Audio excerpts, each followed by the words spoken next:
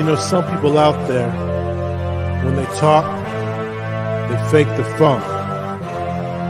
You want brutally honest? Well, if you want brutally honest, look no further than CG Ruthless Sports. CG Ruthless. CG Ruthless Sports. CG Ruthless. If you want your sports talks to be brutally honest, come check out CG. CG Ruthless. If you're not watching CG Ruthless, I don't know what to tell you. Representing the Niner Empire. CG Ruthless.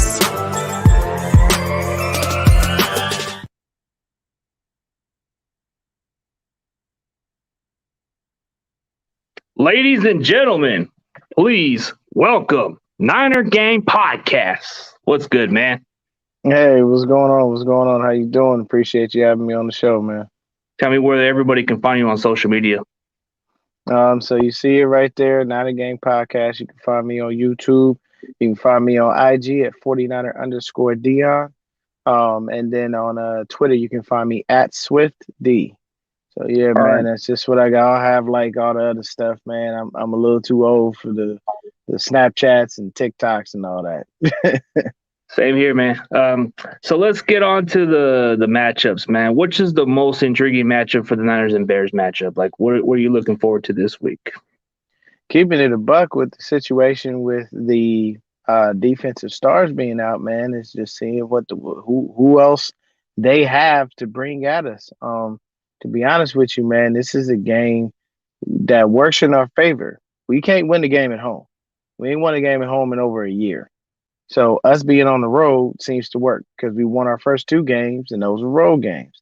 And with the way that everything is shaping up, we should go in there and typically, truthfully blow the Bears out. But I would say their defensive line versus our offensive line, to see whatever young bucks they got that come out there and try to get with us.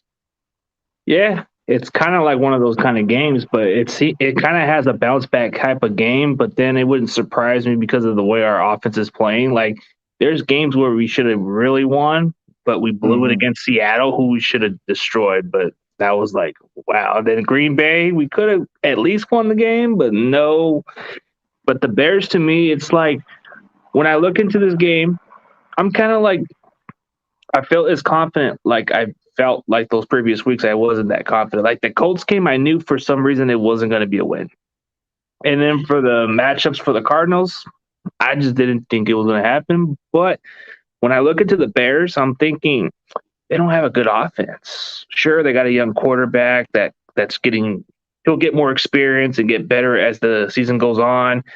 The only downside for us is we got to stop a mobile quarterback. So that might be the ultimate task of our defenses. Can we slow down Justin Fields? I don't think we have too much of a worry on slowing down Justin Fields. We've done very well with the mobile quarterbacks. Outside of Carson Wentz and Jalen Hurts, the most mobile of quarterbacks we played is in our, one of the guys is in our division. That's Kyler Murray, and he didn't go nowhere. The defense contained him very well. So not necessarily too worried about, Justin Fields getting outside of the pocket and making too many plays. My worry more so comes on, the defensive pass interferences, man. They've been killing us and eating us alive, the whole time. So it's very frustrating when those plays happen because, there's sometimes you just get beat, and I get it, but it's a situation. And yeah, David, I agree with you, man. I agree with you. Yeah, the Shanahan and Lynch are not living up to expectations, man. Definitely. We got some question marks, and we definitely, as fans, we want answers.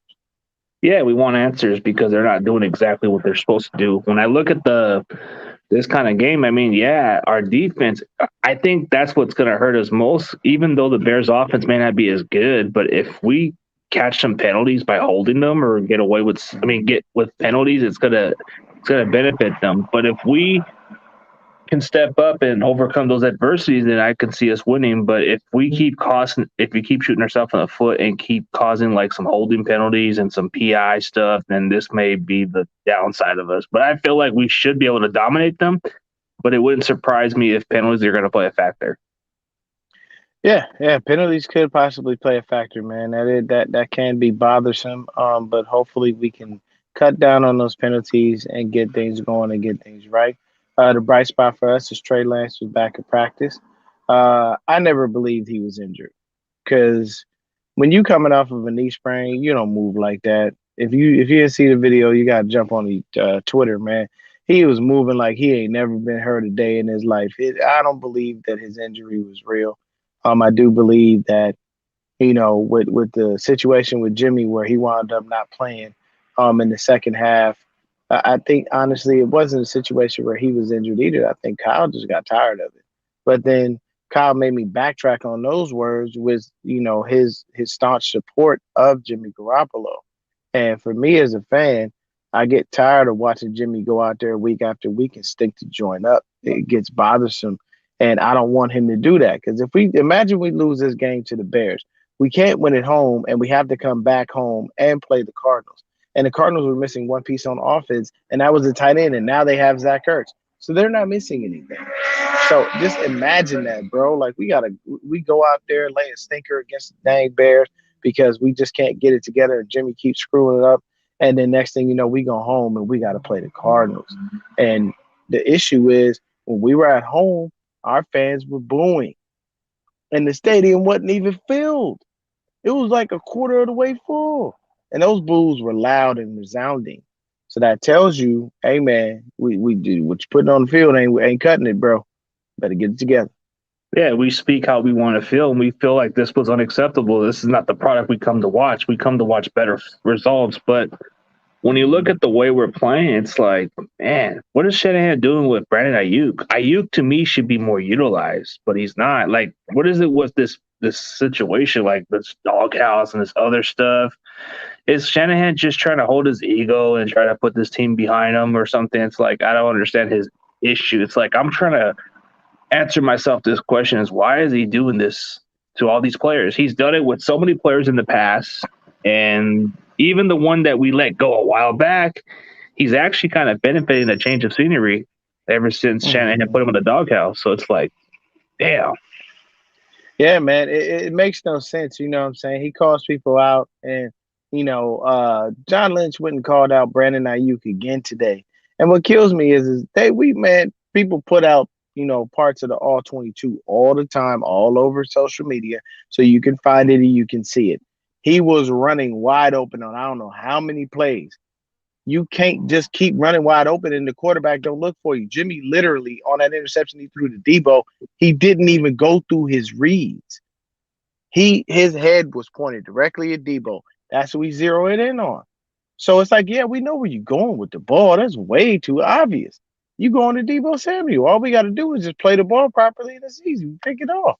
So, for Brandon Ayuk, man, it's just somebody's got to actually throw him the damn ball and throw it his way. And he can do what he did last year. But Jimmy Garoppolo in that last game, here's a stat boy. He threw the ball 27 times. 17 of his throws were recorded as short throws. Jimmy either throws short, over the middle, or in the flat. That's it. And yes, the bootlegs had him throwing deep, but that was because the bootleg gave the receiver time to create the true separation. But then we went away from it. First drive of the Colts game, we run the ball down their throats with Elijah Mitchell. Touchdown. Next drive, Elijah Mitchell runs for 12 yards. After that, what do we have? 3 throws by Jimmy, and all we get is a field goal. Yeah, pretty much. There's a common denominator in the issues, and his name is Jimmy Garoppolo, and our coach just doesn't want to realize that. He keeps forcing, him out there, and I'm like, you're not going to get a first-round pick for this dude. He can't stay healthy, and he's not worth a first-round pick. You know what I'm saying? Just give it up already, man. Let the young kid play. That's what I feel like. His value's kind of broken now. Like, there's no point. Like, at first, you had a chance to take a second-round pick from the Patriots, and then you just pass on it. And even then, when you were making that kind of trade, you could have got an extra draft capital out of it just to build around the kid. Look at the teams. When you look at a team like the Patriots, they got their quarterback. They invested more on him, and they just took Cam Newton out of the equation. So then you got teams like the Jets. They moved on from Sam Darnold. They invested more on Zach Wilson, which they should have did with Trey Lance. Give him all the weapons. Instead, they just didn't do that. So that's the more concerning factor. Could have added some more receiver weapons or give him a better defensive supporting cast to help him so it can make it easy. We keep passing on secondaries. I think we need to draft early on secondaries now because at this point, there's just no good value. Why are you going to just sign a guy like Verrett knowing that he has injury issues? And it comes back to bite us and you know what? So it's kind of like ridiculous. Oh yeah, man. Don't even get me started on secondary because I'm gonna tell you right now, this is exactly how I think about this. In the second round, when we were gonna draft Aaron Banks, there was a young man by the name of Asante Samuel Jr. that was readily available. If anybody watches football and you're a football fanatic, you know who his daddy is. Why on earth would you not take Asante Samuel Jr.? You took Aaron Banks, who ain't played it down, contributed nothing to this team. Not a damn thing. He was active for the first time when we played the Colts all season. So Aaron Banks supposed to be this great offensive lineman, and typically your first and second round players, usually they play. They don't sit on the sidelines. It's very rare that you're going to do that.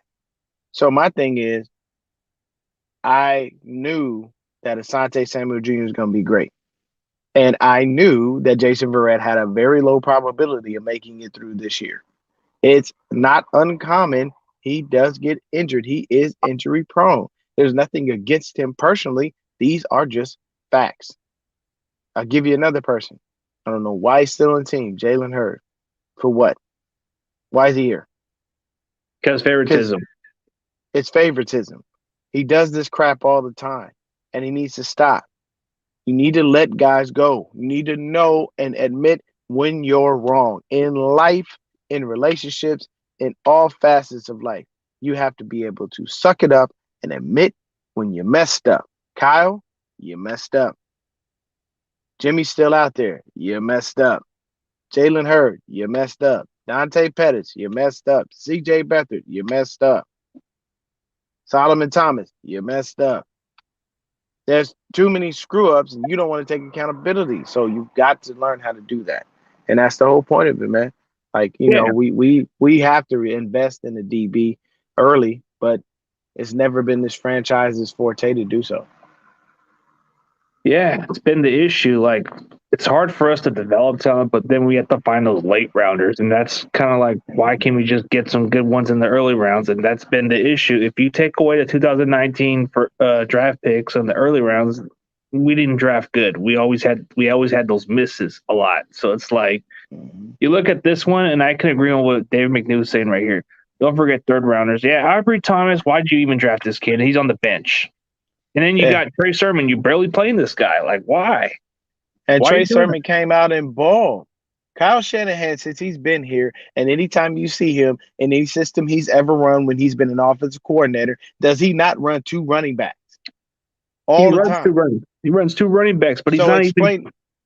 So Kyle, explain to me why you're not running Trey Sermon and Elijah Mitchell. It's very simple. Elijah Mitchell is your home run hitter. He's got the speed to take it to the house. Trey Sermon is your banger. If you on the 1 yard line, you don't put Elijah Mitchell in there. Give it to Trey Sermon. He'll go ahead and he'll run in there. These are all things that we see as fans. So I don't understand why he just thinks that it's not right. You know, it don't make sense, man. It don't make sense. Yeah, like you're investing a lot, but you're abandoning something good. Like you would always have two running backs running the ball, and Shanahan, it's just changing his ways of his Eagles killing it. I guess it had to do with the Raheem Mostert injury. Now he's just not really as confident as he was. Like, I think Elijah Mitchell was that other back they had in mind, but I think he's holding on until Jeff Wilson comes back, which I don't know when he's coming back, but we've been having a lot of these players coming off injuries, and it keeps on making things worse. Why'd you invest in Kinlaw knowing damn well the guy had knee issues coming out of college? That was a red flag, and I knew this was going to be a mistake. Yeah, man. And when they traded DeForest Buckner, I was like, what are you doing? Why are you moving him? And when they drafted Javon Kinlaw, I was like, so we're gonna draft another injury prone player. That sounds like Kyle and John. That's what they do. Because they love guys that have an injury history, man. If you got an injury history, welcome to the team. They've been doing this since they've been here. And it gets really annoying and frustrating as a fan when you're like, bro, can you just pick somebody that at least knows how to stay healthy? You know, people really trashed KB. They trashed Kendrick Bourne. But you know the number one thing about KB? He was always available. The only game KB missed was due to the COVID situation. It's the only time he missed a game. Other than that, he was healthy.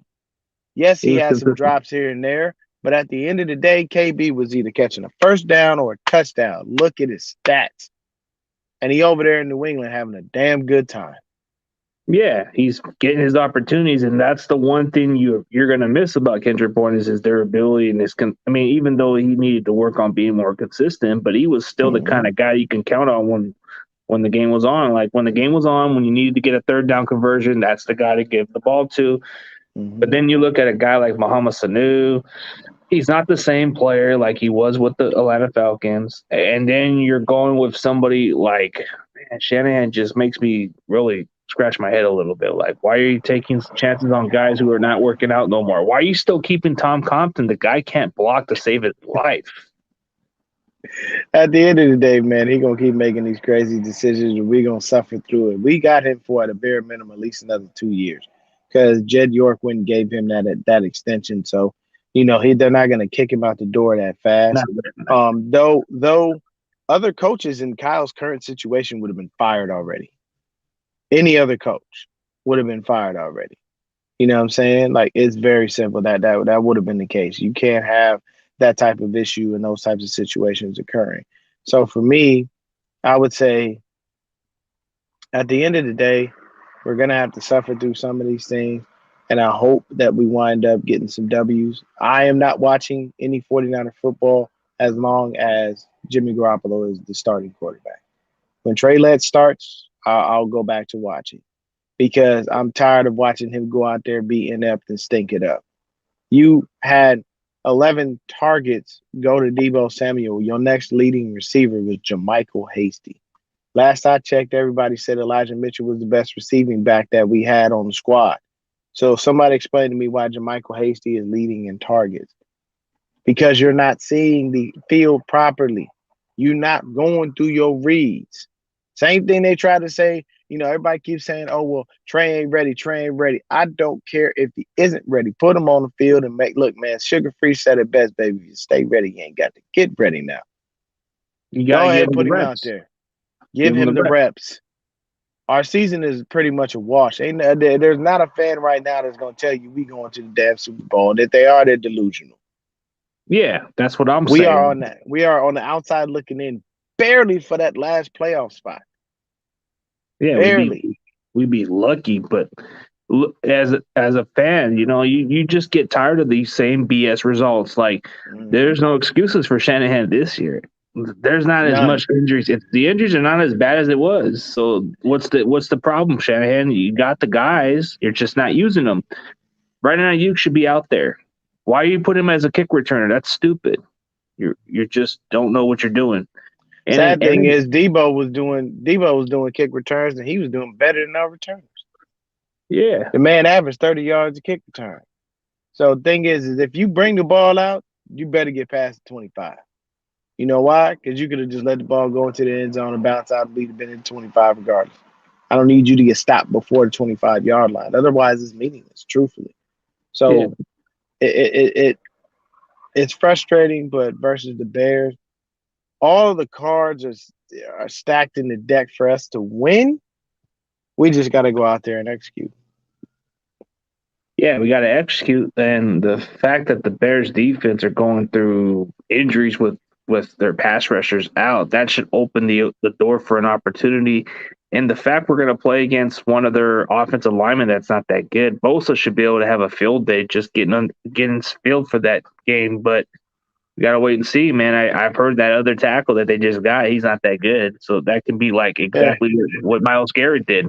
I heard Myles Garrett got. Oh, he killed him. Yeah, he destroyed. That was like the worst game to start Justin Fields. That was the worst game to start. Like you never start a young rookie against a stellar defense like that. Like when they got hogs on the defensive line, don't do that to your young rook. Don't do that because you know he ain't got no hope. You know what I'm saying? I know he's mobile and he moves, but sometimes, man, these guys just know how to get to you. Myles Garrett is a massive human being.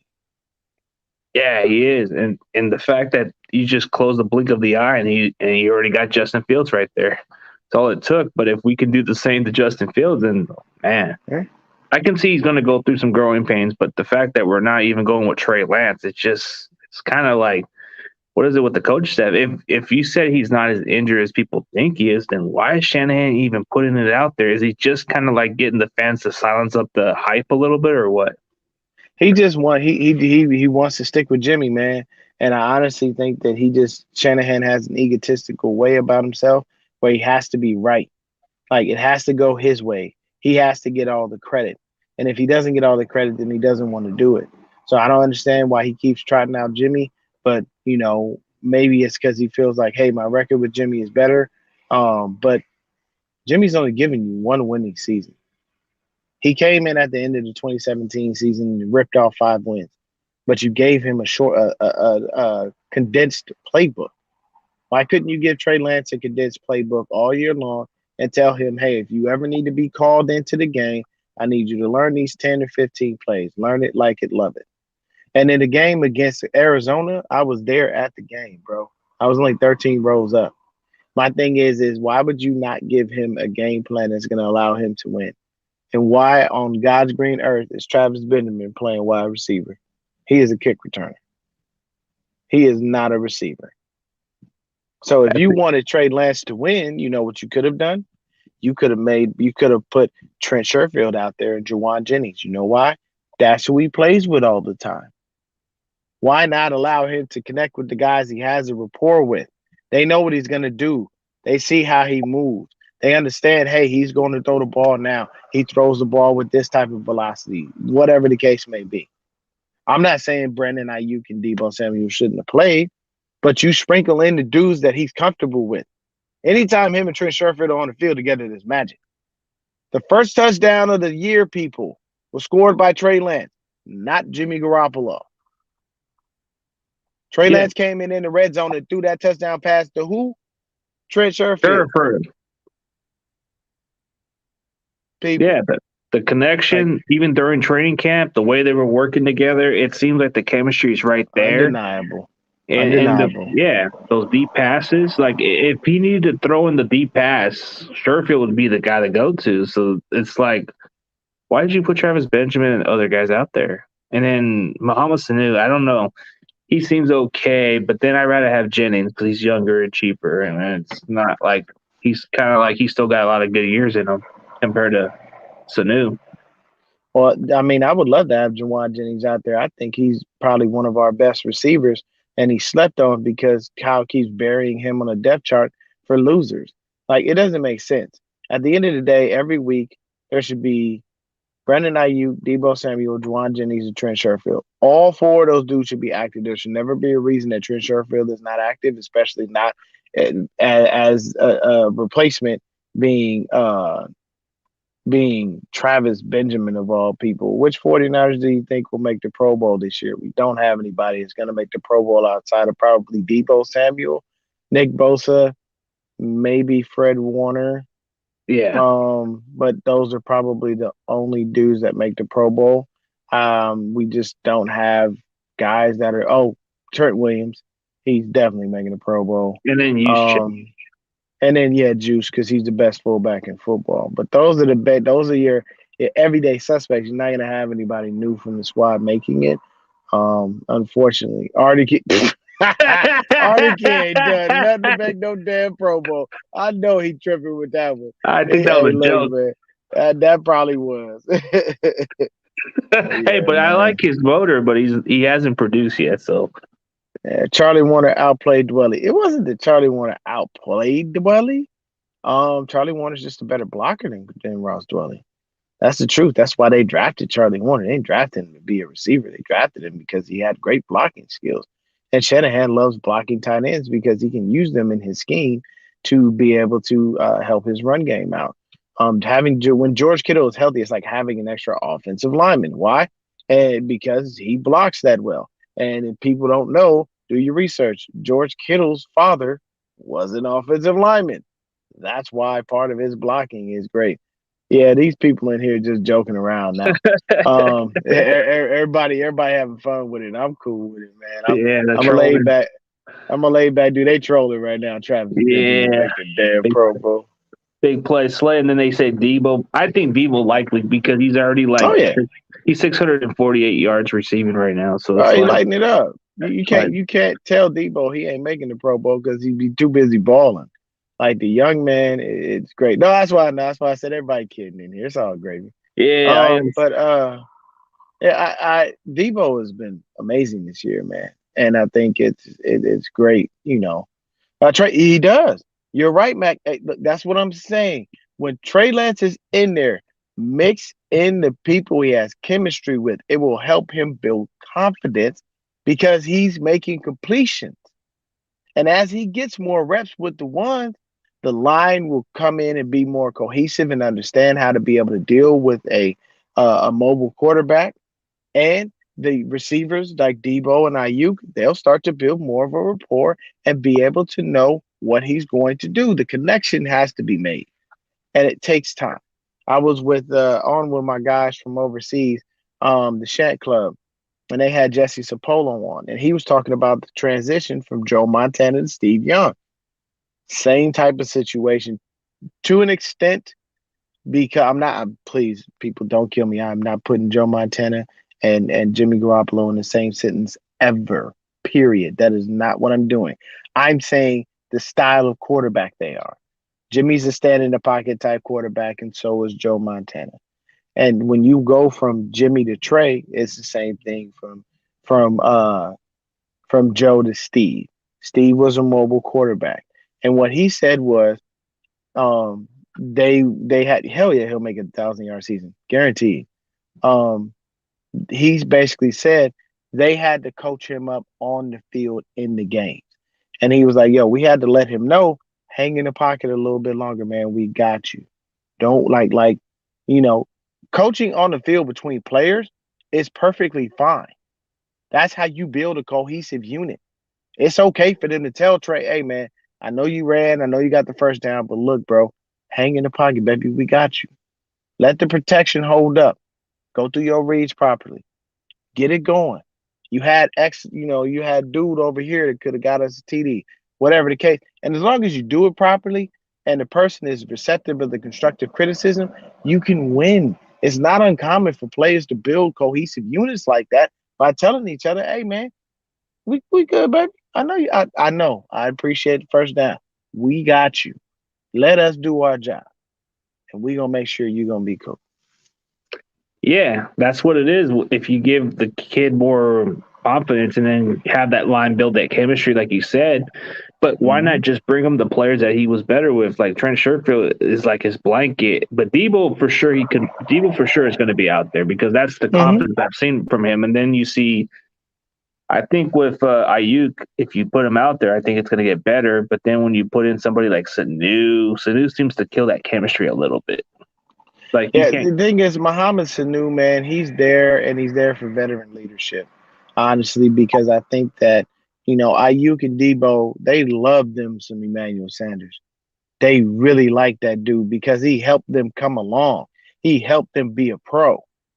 And the issue is when he left, there was a void that was missing, and it wasn't filled. There was nobody that was able to do that. Kendrick Bourne could do a little bit of that, but he didn't have the resume to be able to really take over and kind of do that.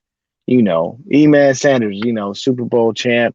You know what I'm saying? He had done things in the league. He's been 1,000-yard receiver. He's had, double-digit touchdowns in several years of his career. He has accolades that can say, I'm that guy. Listen to me.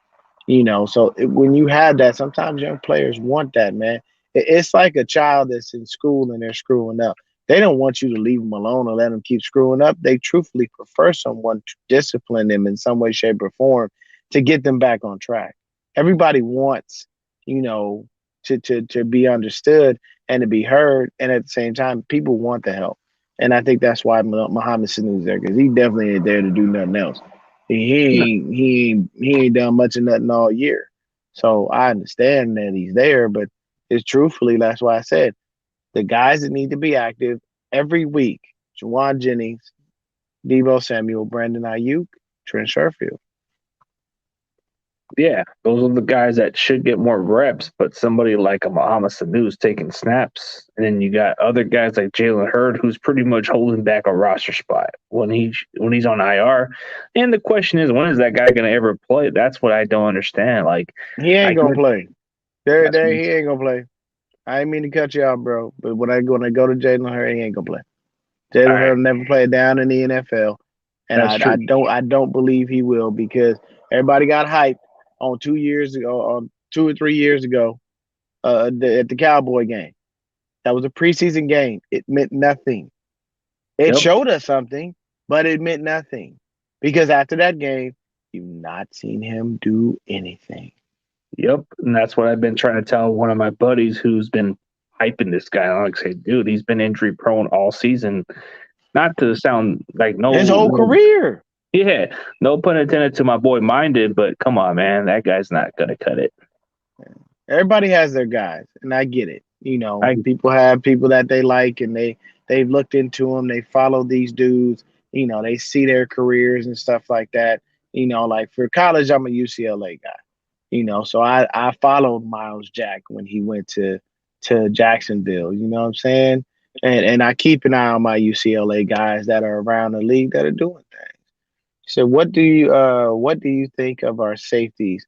I'm happy that I can't wait for Hufanga to start. I like that dude, and I'm gonna tell you why, man. The reason I like Hufanga is because he gives you that hybrid safety linebacker type feel. The young kid makes plays. He will be around the ball. He will make an impact. And if you ain't noticed all year long, he been getting reps. He's been getting snaps. What do you say? Deebo has a calf injury. He didn't practice. He'll be all right. He should be good. If it's a strain, if it's a minor calf injury, they just hold him out of practice and put him on the field Sunday. They'll keep giving him maintenance and stuff like that. They'll do that. But yeah, man, I think Hufanga is gonna be a baller, and he's gonna have a great impact on this game. And the beauty is, this is the perfect game for him to come out and explode, because we're going against a mediocre defense. See, the way you build a person up when you playing football is you give them a layup.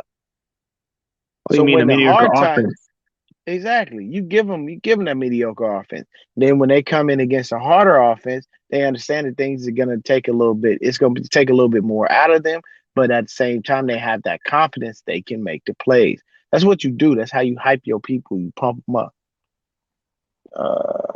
His stat line, let's see. I'm in the stats when they're already done, not necessarily predicting them. But I would say I give Hufanga probably about 6 to 8 tackles. You know what I'm saying? Possibly 1 pick. I give him that. Maybe a pass defense, somewhere around there. Maybe he might even get an interception. Who knows? But to answer your question, I don't give a damn about the Cardinals. Excuse my language, but I think you guys are good this year. But I'd rather stick with 49ers topic, my dude. Yeah, man. We already know where y'all at. We'll talk next week about it. Put it like this, guys. Continue to gloat. Here's the key. When you get a Lombardi in the case, come talk to us. By the way, get 4 more and then come talk to us, because you only have NFL championships. You don't have Super Bowls. And to be honest with you, unfortunately, Cardinal fans, those don't count. Yeah. Well, I mean, it's good that they have a good start, but I just don't really care for them. Yeah, I mean it is what it is. Like, all right, fine. You know, you're 6-0. Congratulations. We Want a did that. cookie? Yeah, like, right?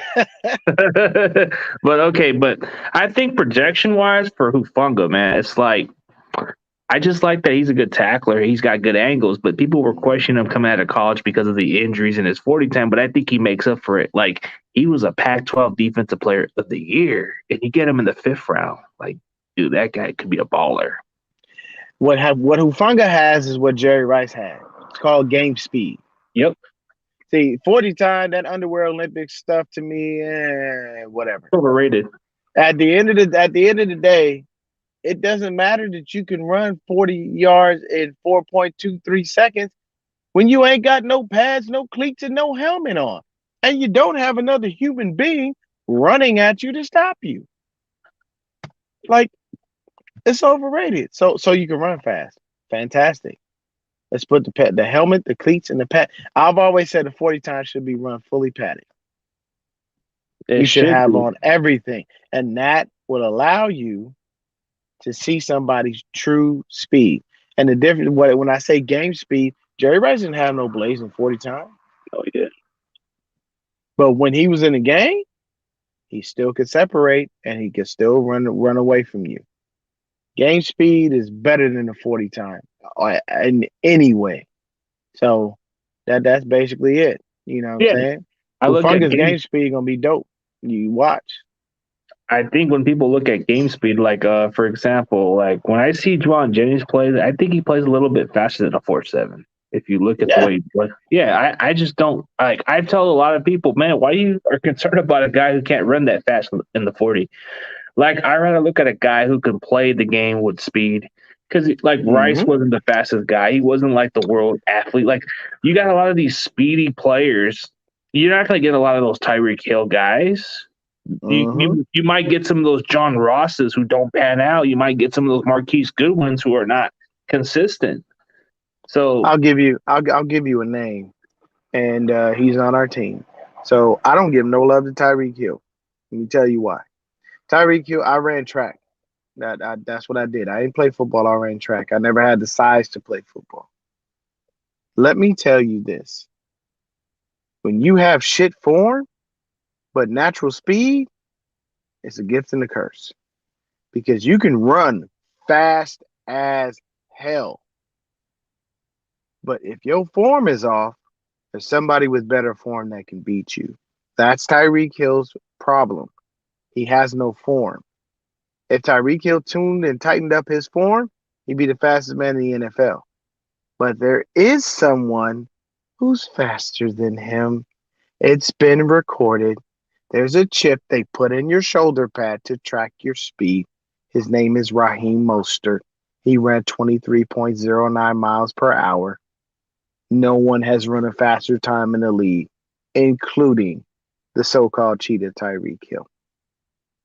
And when he started calling himself the cheetah, there was another person on our team named Matt Breida, the cheetah. And he had bested him that year too. So Tyreek Hill, while you're fast, you are undeniably fast. You're not fast enough. yeah, but you're not going to get a lot of those type of world-class speeds like those guys, but you're going to get somebody who plays with heart out there. Mm-hmm. But like Debo doesn't play as slow as he is. I mean, I guess he runs like a 4.48, but I think he plays a lot quicker than that. So it's like he's fast. He's way faster than that, bro. Way faster than that. You don't put him in the open field. And the smart thing, the thing is when you don't have speed, you know what you do on the field. And I got kids, so if you ever seen the movie Madagascar, Alice the lion would always be screaming about the squiggly squid maneuver, which is just basically moving left to right. That's all you got to do. You got to squiggly squid it on the field, man. All you do is take different angles. If someone's running you down and you see them catching you, boom, go left. If you see them coming from the right, boom, go. You just avoid the connection. Yeah, and that's the easiest way to do it. If you don't have the pure speed to actually beat someone out, just keep moving. At a bare minimum, you get more yardage, let alone score the touchdown. That's how it works.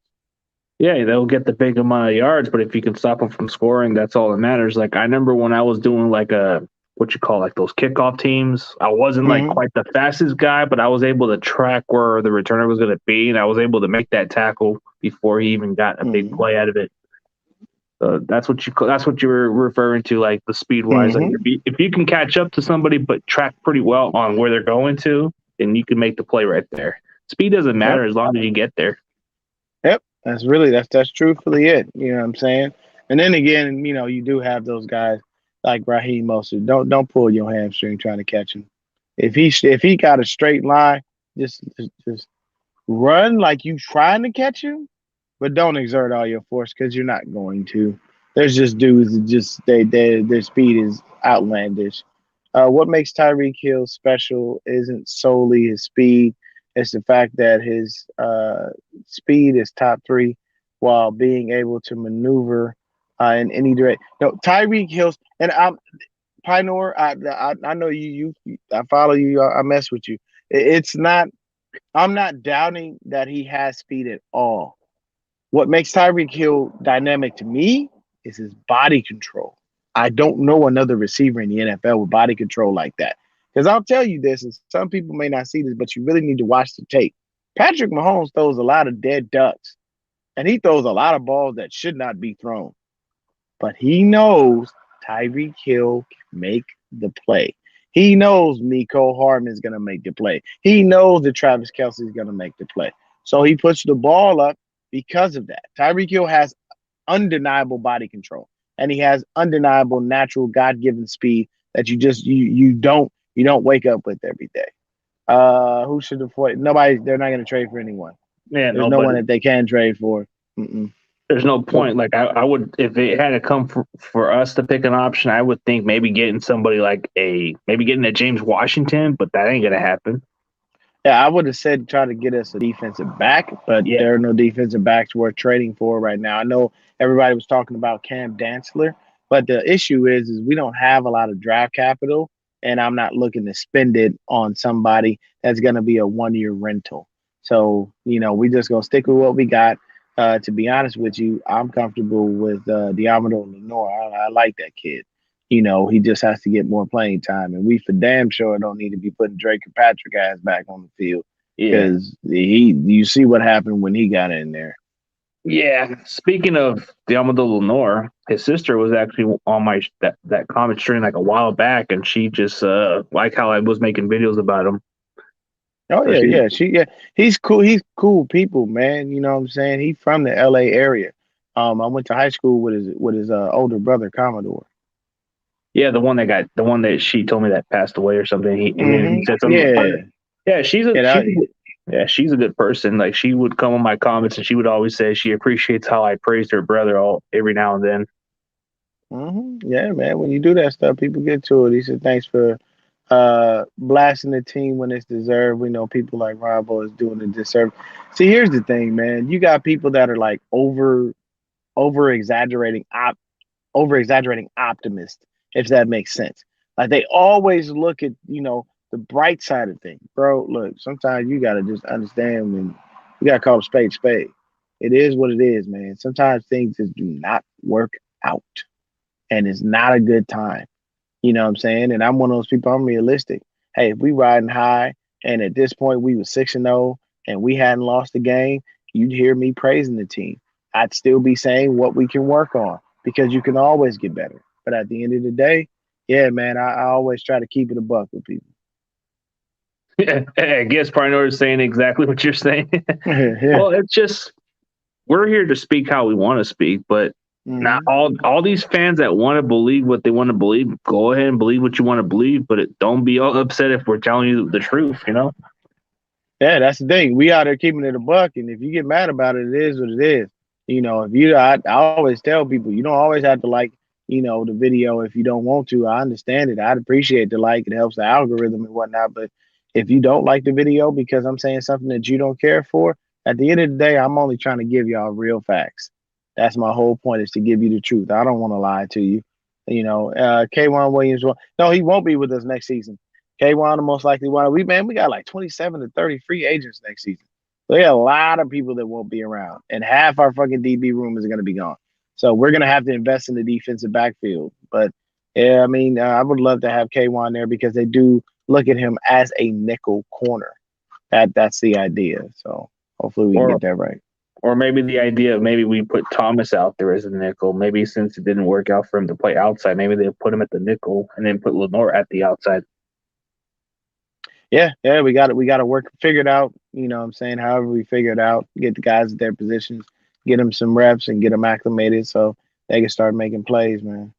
Well, I think when you were talking about the Cameron Dempster situation, he is on a rookie contract, so I don't think it was more of a rental. I think it would have been maybe like, Oh, he would. Oh, yeah, he would have been a couple years. Okay, yeah, that would have been a good investment if you think about it, because he's on his rookie contract, so he would have 2 more years.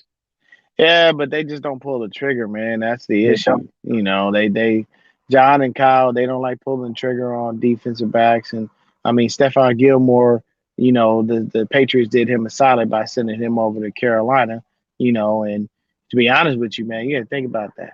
Imagine when he can't Stephon Gilmore and JC Horn That's scary. defensive back. That's a scary defensive backfield. Well, what's So with him being injured? I heard he's like injured for the season, I guess. no, Gilmore can't. He should be back this season. No, I'm But talking about JC Horn. no, he just broke his foot. He should be able to come back a little toward the end of the season. With a Okay. broken foot usually is probably roughly a couple months, you know, depending on how it heals. And he's young, so his body will heal up faster than usual. Yeah. So the keys to the game, let's put in 3 phases, and then you put the prediction of how the Niners are gonna, if you feel whatever you want to believe, man. Just tell me how the Niners should be able to beat the Bears this week. Keys to the game, honestly, defensive line needs to get home. There's no more pressure. I'm talking about sacks. Get home. The other thing, defensive backs, no PIs, man. You got to stop it because it hinders us. It winds up killing us. And, you know, if their run game is dynamic as they say it is, it needs to, you know, we need to make sure that we don't allow that pass game to get going. The other key to the game, Jimmy Garoppolo. Don't go out there and lay a stinker, bro. I've ripped you, Jimmy Garoppolo. I don't know how many times. Bro, don't go out there and make us lose to the Bears, especially without their defensive stars, because you won't want to get on social media. No, man, So, that would look terrible. But I guess a Braves fans here. Brave came in about 30 minutes. yes, sir. Yeah, baby. And we won last night, 5-2. We're gonna take this, man. We're gonna go ahead and smack the Astros in the mouth, take it back to the ATL. We're gonna win, and when we win, we're gonna turn up, baby. You know what I'm saying? Yes, Yeah. sir. So speaking of the Braves, are you a Dodgers fan too or no? I am. It's a hard situation for me, man. When I was a kid, I was little. My great grandmother, she groomed me to be a Dodgers fan. I watched the Dodgers all through the 80s and the 90s. And in the mid 90s, man, the Braves just came to me. It was David Justice, you know, Marquise Grissom, you know, and then we had the trio that nobody can beat. We had Tom Glavine, John Smoltz, and Greg Maddux. You know, we could put in a bunch of nobody. I could have pitched on the off days. I don't know about that, man. I mean, everybody likes Adam Peters for GM. That's I mean, if he can do a good job, yeah, but somebody's got to do a better job than Lynch, because I can tell you right now, these draft picks ain't working out. We look real stupid for trading DeForest Buckner and getting Javon Kinlaw with his injury-prone self. His knee ain't holding up. And the sad thing is they say he might have to have season-ending knee surgery. He had surgery earlier this year, and he had to clean up. It's dumb. So I don't understand how you're going to have surgery again. Go to Dr. James Andrews and stop dicking around. Yeah. Get on his damn get on Andrews' wait list. And once he does it, you're fine. But if you keep going to these outside people, you're going to keep fucking it up. Andrews is the one to go to if you want to get your knee right. But yeah, man, we will be, you know, my Braves will be doing it, man. But I am, yeah, man. I like the Dodgers and the Braves. So it was a heartbreaker because it was hard. Like when the Dodgers would win a game, it's like I love it. But then when they lost, I was like, ah. So it's a catch-22. But I've been following the Braves more closely, so I have to, you know, be respectful of the Dodgers. I know a little bit about them, but I can tell you everything about the Braves before I can tell you everything about the Dodgers at this moment. But I still follow guys. Yeah. Yeah, my late brother was a Braves fan, so pretty sure he was more excited about it, but it's too bad he's not going to be able to see it. But Yeah, that's the one yeah, thing about my man. brother. He was a big time Braves fan. He would smack talk those Giants, man. I'm like, damn, he gets Oh annoying with. yeah, man. Yeah, yeah. Because Giants fans, they talk shit all the time, man. They be making it seem like they somebody. But here's the thing: the Giants fans, you'll always be little brother to my Dodgers. Always. I know I'm repping the Braves and I love it, but you gonna always be little brother. You had your little season where you won everything, and they still kicked your ass. All right, fair enough. So what do you got for your Facts. So what do you got for your prediction for the Niners and Bears? Honestly, man, I do game picks every week, and out of frustration, because I keep picking us to win when we lose. So I'm picking us to lose. Pick the Bears to win 19-12, just something like that. I hope that we win and everything stacks in the deck for us to get the W. But I don't know, man. I'm going against the grade because when I pick us, we lose. So I figure if I pick against us, we should win. But everything indicates that we should. We're on the road, so we can win those games. They all have all those defensive people injured. We have the better defense. We have the better offense. As long as Jimmy doesn't go out there and stink it up, we should pull this W off. But I'm going to take the Bears in this one just because every time I do that, it seems to be the other way. Okay, so my prediction for this game, I personally have the Niners. I mean, like the previous weeks, I picked against them. Like I even picked Mm. against them against the Cardinals, and then I picked against them against the Colts. But Mm. this week, I kind of feel a little more confident about this matchup. I feel like this Yeah. is a winnable game. But I feel like this is a game where we should be able to win. Even if it's barely beating them, it's something. But I got us winning by 4 points, which is 28 to Okay. 24. I Could be got one of you. those. I got you. Yeah. And as for the Bear, I want to see Warner play more than Dwelly blocking wise. Warner is a better blocker because he was a blocker in college. That was like the reason why we picked him. Okay. Got you. Got you. Yes, sir. Oh, But yeah, all right, man, man. that's basically what it was. But I get it, man. What I'm saying. Hopefully we do pull the W off. Hopefully me picking against us gives us that energy to win. And then hopefully, we wind up winning and I'll keep picking against us for the rest of the year. So we can sneak into the wild card. All right, man. Appreciate you on the show, man. Maybe in the near future, if you want, man, we can just come on the stream. Oh yeah, man, definitely so, brother. What I'm saying? We'll do this again. And I'm glad that you saw me out. I'll bring you on my show as well. What I'm saying? And we can definitely keep it rolling, baby. All right, man. All right, appreciate you, man. Thank y'all for having me on. You have a good day. All right, you too, bro. Take it easy. All right, let's end the stream, bro.